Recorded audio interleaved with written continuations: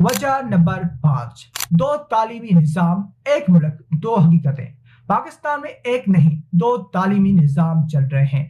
ایک طرف سرکاری تعلیمی نظام چل رہا ہے جہاں فی طالب علم بجٹ انتہائی کم ہے اور اساتذہ کی تنخواہوں کے بعد تقریباً کچھ نہیں بچتا۔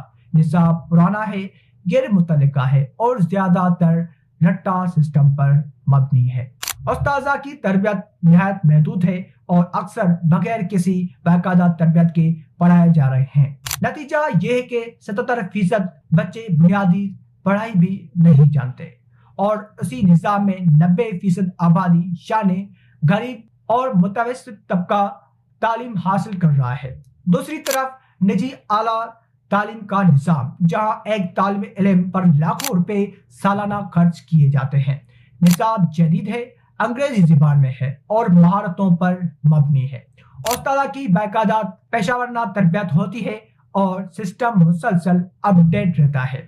نتیجہ یہ ہے کہ یہی طلباء آگے جا کر بین الاقوامی یونیورسٹی میں داخلہ حاصل کر پاتے ہیں اور اس نظام تک رسائی صرف 10% خوشحال طبقے کو حاصل ہے۔ یعنی ایک ہی ملک میں دو الگ تعلیمی حقیقتیں موجود ہیں اور یہ خلیج ہر گزرتے سال ساتھ مزید بڑھ رہی ہے۔ مدرسہ نظام الگ، انگریزی میڈیم الگ، اردو میڈیم الگ۔